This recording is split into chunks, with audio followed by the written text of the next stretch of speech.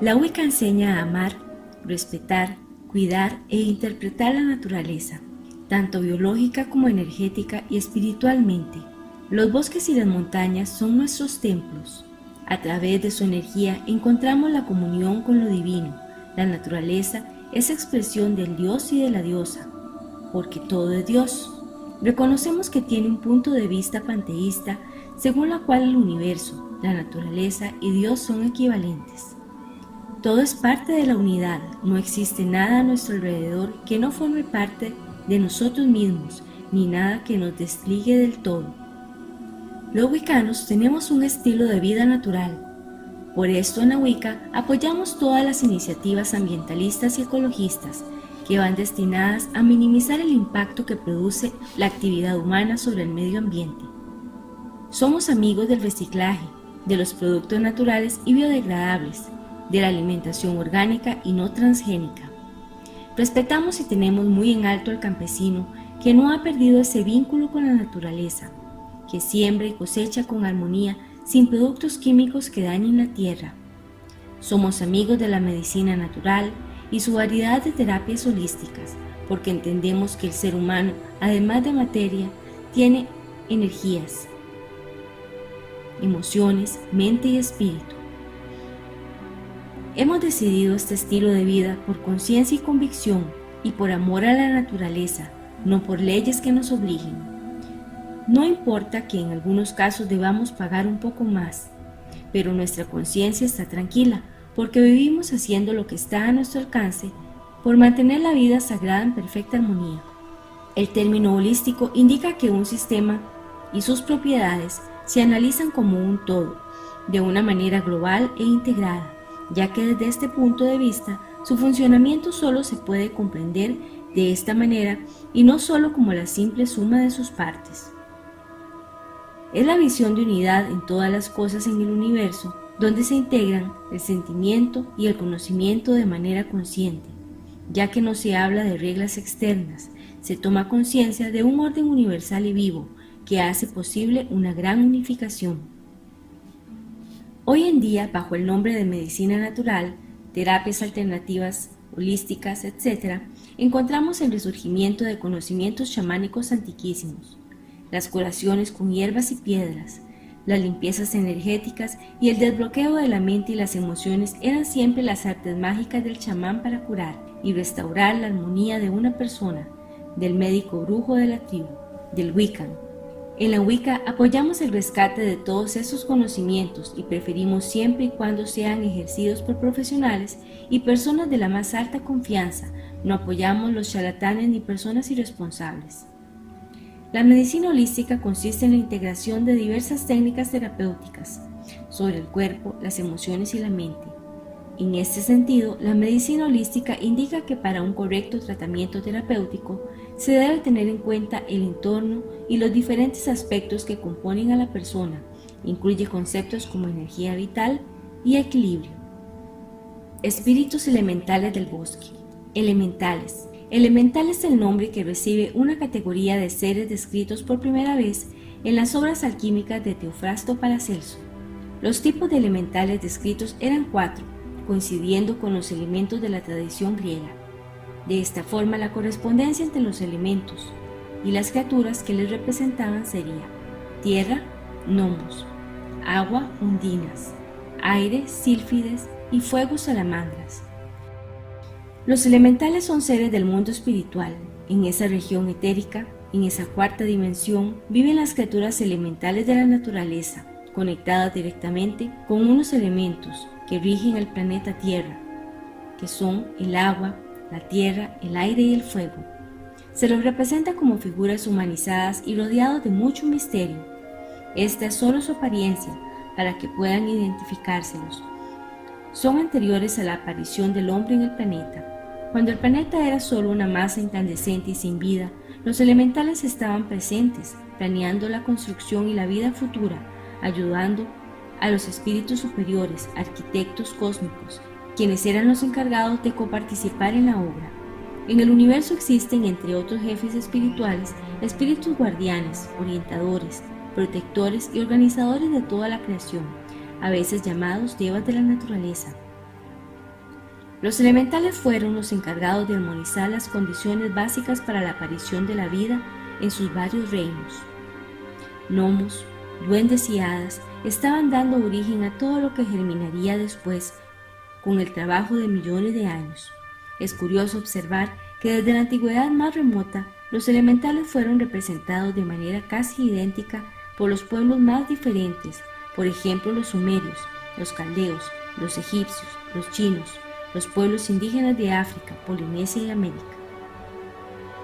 Los dibujos que se encontraron los muestran de manera casi idéntica, no importa cuán lejos estuvieran esos pueblos de otros. Esto nos lleva a pensar que los elementales siempre se comunicaron con los seres humanos, manteniendo un patrón energético que permitía verlos e identificarlos. Estaban presentes en casi todos los ritos sagrados, especialmente en aquellos en que se pedía la protección celestial para las cosechas y las siembras. Se los representa como a dioses mitológicos y eran objeto de privilegios por parte de los sacerdotes y del mismo pueblo. No solo se los invocaba para que protegiesen las siembras, sino también para que aquietasen las aguas, apagasen incendios y contuvieran tempestades, es decir, para la protección de los 4 elementos. Aparecen sus figuras casi idénticas tanto en la Europa central del siglo XV como en la India milenaria y mágica, 2000 años antes de Cristo. Ellos tienen un tipo de vibración muy rápida y eléctrica que les permite trasladarse de un lugar a otro a la velocidad de la luz.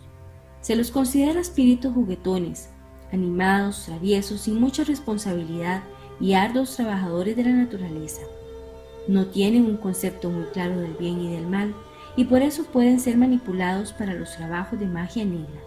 Tal vez su nivel de conciencia se parezca a la de un niño que aún no sabe distinguir entre algo acertado y errado. El hecho de no tener un nivel de madurez espiritual suficientemente desarrollado para diferenciar el bien y el mal los hace semejantes a criaturas traviesas, inconscientes e inocentes, como la propia imagen física con la cual se presentan ante los hombres.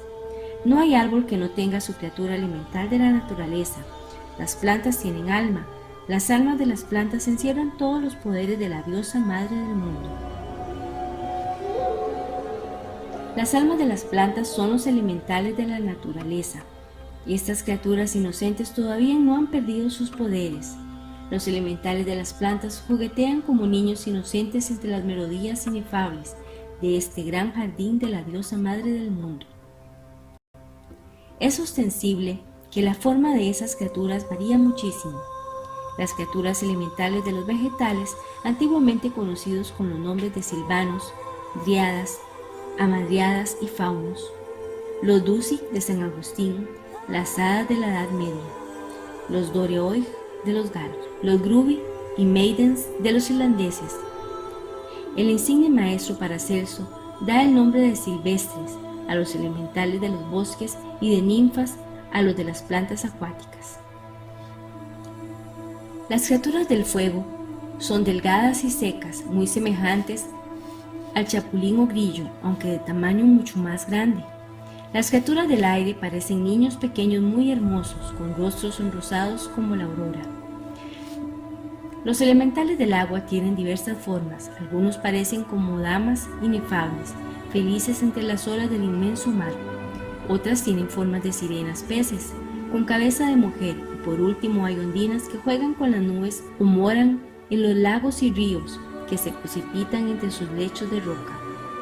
Los gnomos de la tierra, los pigmeos, parecen ancianos con su luenga barba blanca.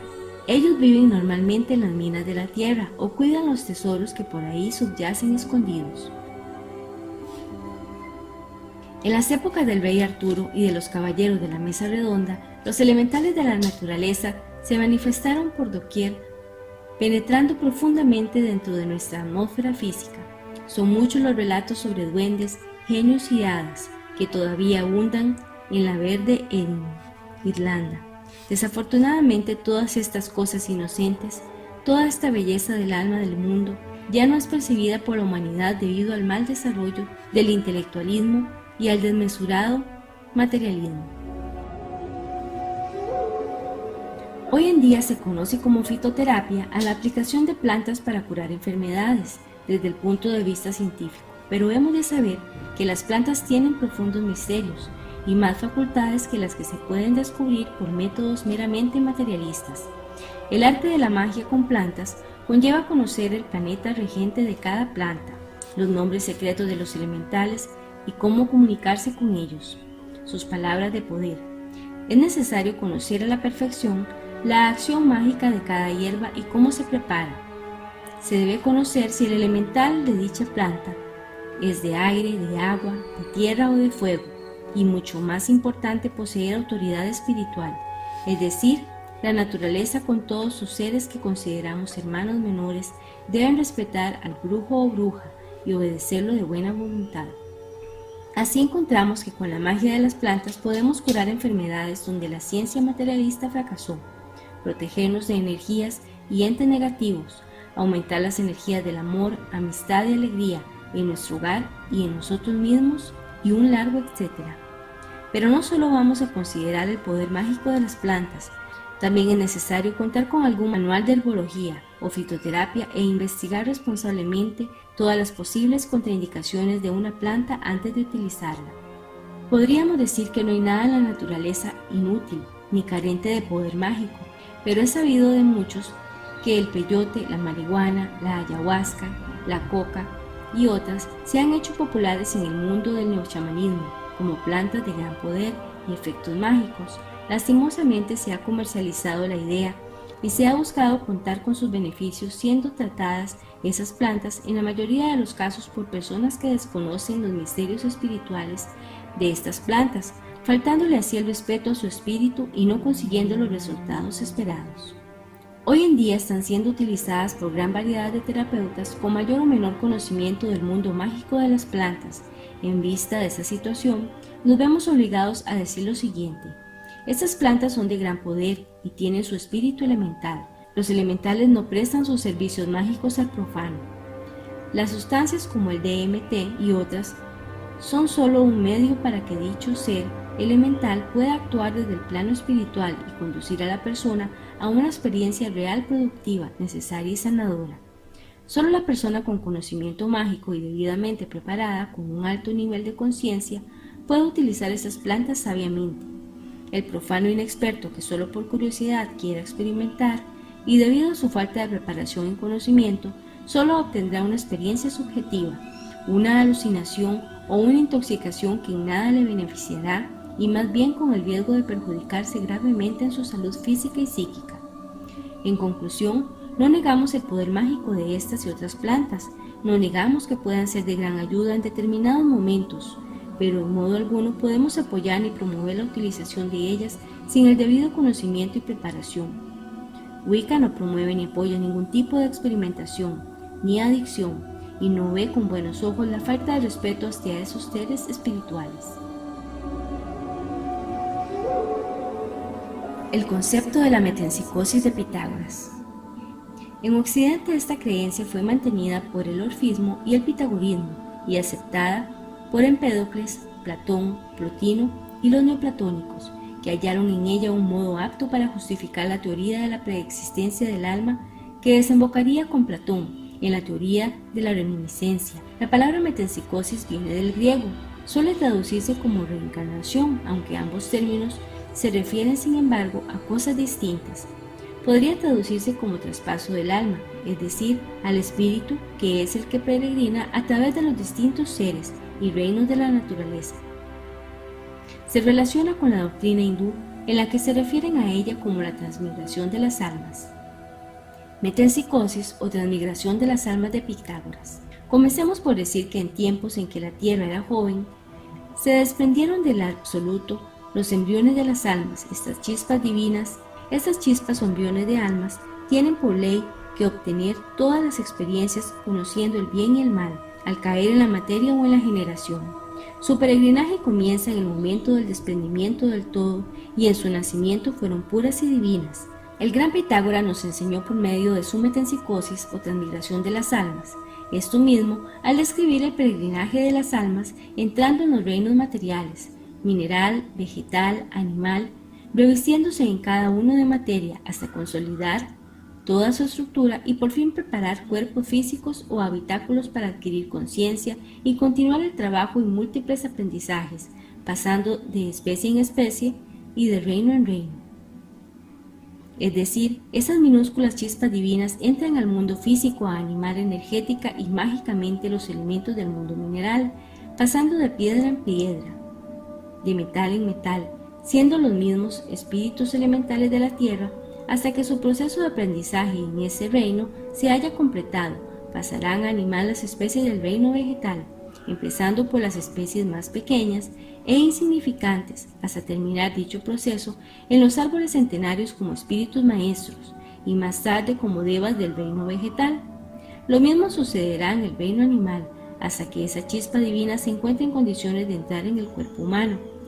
Ya como humano tendrá que conocer todas las experiencias humanas, aprender el bien y el mal, reencarnar en todos los signos zodiacales muchas veces, aprendiendo de cada uno de ellos, a veces como hombre, a veces como mujer, unas en pobreza, otras en riqueza, en salud y en enfermedad, hasta alcanzar un punto de madurez en que pueda hacerse cargo de sí mismo y de su propio camino de perfeccionamiento de vida en vida. Para tantos aprendizajes es de notar que la ley del 3 juega un papel protagónico en este proceso de maduración y concientización. Ella se encarga de enseñarle al ser humano a desarrollar los más puros sentimientos y mayores virtudes con el paso de las sucesivas reencarnaciones. Todo esto hasta llegar a la perfección tan anhelada. Y así se abrían nuevos horizontes de perfección, convirtiéndose esa chispa divina en algún momento en los futuros maestros y dioses de la humanidad, convertirse en soles triunfantes y regresar al punto de partida que es el absoluto. Integración con la naturaleza. Probablemente cuando niño jugabas en el parque, trepabas a los árboles y te quedabas sobre sus ramas abrazándolos y en ese momento te sentías feliz. Pues bien, ahora la ciencia ha confirmado que abrazar a los árboles puede ser beneficioso para tu salud. Al abrazar a un árbol, se altera tu frecuencia vibratoria. Al contrario de lo que popularmente se creía, abrazar a un árbol o simplemente mantenerte cerca de él puede mejorar tu salud de diferentes formas. En el libro de Matthew Silverstone, Blind by Science, se señala que algunos de los beneficios que otorgan los árboles son sus efectos sobre las enfermedades mentales, el trastorno de hiperactividad por déficit atencional, los niveles de concentración, el tiempo de reacción, la depresión, e incluso su capacidad de aliviar los dolores de cabeza. Se registró que los niños funcionan mejor cognitiva y emocionalmente en entornos verdes y tienen una mayor creatividad en áreas verdes. Un extenso informe de salud pública que estudiaba la asociación entre las áreas verdes y la salud mental también evidenció que el acceso a la naturaleza puede contribuir significativamente a nuestra capacidad mental y bienestar. ¿Qué hace la naturaleza para curar tal alivio de nuestros síntomas? Muchos pueden pensar que son los espacios abiertos los que contribuyen a tal efecto, pero Silverstone nos muestra que hay algo más que esa teoría. Él explica cómo las propiedades vibratorias de los árboles y las plantas son las que benefician a nuestra salud y no solo los espacios abiertos. Como todo vibra, las diferentes vibraciones indudablemente afectan los comportamientos biológicos. De acuerdo a Natural News, se ha comprobado que si uno toma un vaso de agua que ha sido tratada con una vibración de 10 Hz, los niveles de coagulación de su sangre cambiarán inmediatamente tras ingerir esta agua. De la misma forma, los árboles afectan a los seres humanos y a todas las criaturas también. Cuando alguien toca un árbol, sus diferentes patrones vibratorios afectarán varios comportamientos biológicos en su cuerpo. En el libro, esa teoría está respaldada por cientos de estudios científicamente validados que proveen de asombrosas pruebas de que abrazar un árbol no es solo para los hippies, sino para todos. No solo es terapéutico abrazar a un gran roble, sino que también es gratis y puede ofrecerte un sinnúmero de beneficios e incluso ayudar a la población a ahorrar en costos de salud. Un informe similar que documentó los efectos de la naturaleza en la mejora de la salud evidenció que los lugares verdes y seguros pueden ser más efectivos que las drogas prescritas al tratar algunos tipos de enfermedades mentales. Los seres humanos solo pueden vivir fuera de las leyes de la naturaleza por un tiempo, antes de que los síntomas de desconexión se manifiesten. Con los actuales índices de prevalencia de enfermedades y afecciones, Por el estilo de vida que llevamos, quizás es tiempo de comenzar a abrazar árboles.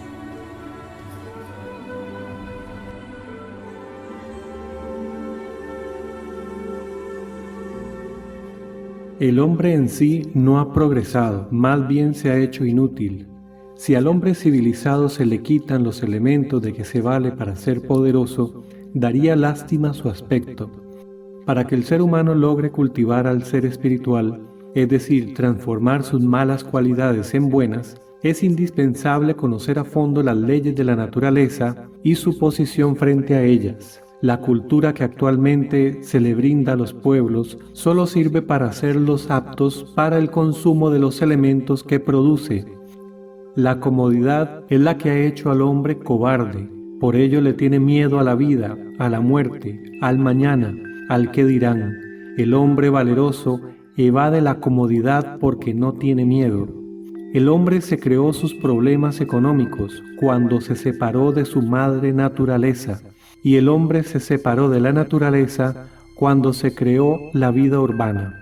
Y en la vida urbana se formó el hombre una vida artificiosa, y en la vida artificiosa de la vida urbana está el hombre lleno de problemas que él mismo se ha creado. Al hombre le sucede lo mismo que le sucede al polluelo que se separa de su madre gallina. Si el polluelo tiene frío, que busque a su madre, que ella le abrigará con sus alas y le cede su calor.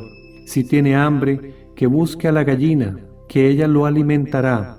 Ella, escarbando la tierra, consigue el alimento que necesita. Ningún partido político, ni el mejor gobierno organizado, es capaz de hacer por el polluelo lo que hace su madre la gallina. Solo ella es capaz de solucionar ese duro y grave problema, escarbando en la tierra. Solo la madre sabe quitar el hambre a sus hijos. Ningún líder político, por inteligente que sea y por grande que sea su doctrina política, podrá hacer jamás lo que es capaz de hacer la madre por su hijo, por el fruto de su amor. Es que solo la madre conoce y entiende las íntimas necesidades de su hijo. Solo la madre puede abrigarlo con su calor y alimentarlo con su pecho, porque ella es la naturaleza en miniatura.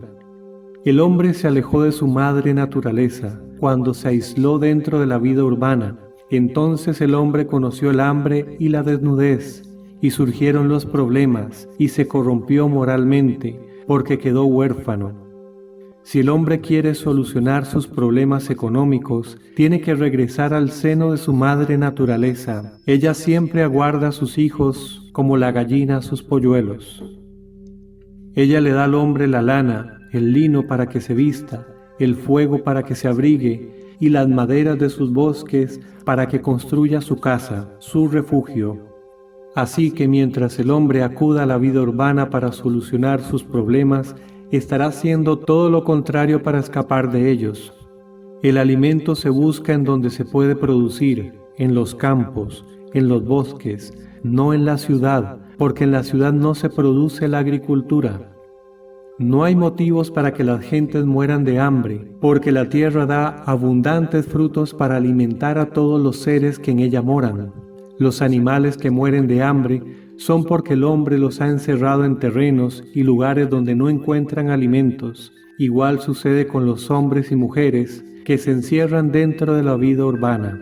La solución económica del mundo no consiste en darle más dinero, porque con el que tiene, ya tiene suficientes problemas. Aquellas peregrinas teorías del materialismo histórico sobre que el hombre tuvo que alejarse de la naturaleza y formar ciudades para favorecerse de las inclemencias de la naturaleza, son tan absurdas como pretender sacar un pez de las aguas para favorecerlo de las inclemencias de las aguas. Cada organismo está biológicamente adaptado al ambiente en que se mueve, y por lo tanto el materialismo histórico como base de una sociedad bien organizada es completamente inadecuado, porque desconoce la historia misma de la materia, la cual no siempre ha sido igual en su constitución biológica, física, psíquica y somática. El materialismo nada sabe sobre la energía vital, sobre el aliento del mundo. Cuando usted sienta deseos de considerarnos amantes de lo atrasado y cantantes de la miseria, recuerde que lo que tratamos es hacer comprender que la naturaleza es un libro abierto y que en ese libro no se aprende con ínfulas ni con desprecio. Le recordamos que la alquimia de la naturaleza es mucho más poderosa que la química que emplea el ser humano. Les recordamos que el tallo de una flor, por obra y gracia de su alquimia, transforma la fetidez del lodo en el perfume de una flor, que de la suciedad del pantano sale la flor esplendorosa del loto, que de la podredumbre de la simiente sale el tallo del fruto que nos da alimento, que de los pastos y basuras con que se alimenta el ganado sale la leche y la carne, con los cuales se alimenta el género humano. Y le recordamos que antes de inspirarle compasión, se compadezca más bien de su propio cuerpo que exhala pestilencia por tanto consumo de productos sintéticos y toda clase de sustancias antinaturales. Esto ha permitido que el campesino, que es el que se encarga de brindarle al hombre los elementos que le sirven para la vida, haya quedado relegado, ni se le tiene en cuenta, y si se le recuerda es en forma compasiva. En el escalafón social no ocupa puesto, solo por el hecho de no poseer finas costumbres, que viene a ser en resumen el resultado a que aspira nuestra actual cultura. En cambio, los que elaboran los elementos para su comodidad, para su vicio y placeres, y hasta para la muerte, forman la élite social en medio de aplausos y sonrisas. Todas estas reflexiones las vamos haciendo para aprender a discernir y establecer una diferencia entre lo real y lo ilusorio, entre el derecho natural y el derecho social. Cuando nosotros hablamos de reincorporar al ser humano a la vida natural, al seno de su madre naturaleza, lo primero que surge en la mente de los defensores de la vida urbana es la idea de que estamos abogando por el salvajismo de las cavernas y de la edad de piedra. Es lógico que piensen así porque no conocen otra vida. A ellos les contestamos con el axioma oculto: el fin es igual al principio más la experiencia del ciclo, es decir, que todo regresa al punto de partida, pero con los frutos de la experiencia milenaria, lo cual significa regresar al comienzo, pero con la cultura superior a la que sirvió de fundamento para la espiral de la vida. El hombre le tiene temor a las disque inclemencias de la naturaleza, por ello siente temor, por ello prefiere vivir encerrado dentro de la vida urbana, pues le parece que el campo no podrá gozar de lujo y confort, ni de comodidades que le brindan la vida urbana, y sin embargo, vemos ya a los habitantes de las grandes ciudades que están comenzando a regresar al seno de la madre naturaleza. ¿Qué objeto tiene el que sigamos viviendo todos pegados unos contra otros como sardinas en una caja? ¿Qué necesidad tenemos de construir casa contra casa y habitación sobre habitación? ¿Acaso el mundo no es suficientemente grande y espacioso como para que todos podamos tener nuestra confortable residencia, nuestra propia huerta en nuestro propio jardín? ¿Qué necesidad tenemos de atormentarnos unos contra otros y de respirar el aire viciado de las grandes ciudades? La era de Acuario está ya a las puertas y es imprescindible que la humanidad despierte del letargo en el que se encuentra. Extractos del vestíbulo del santuario, Julio Medina.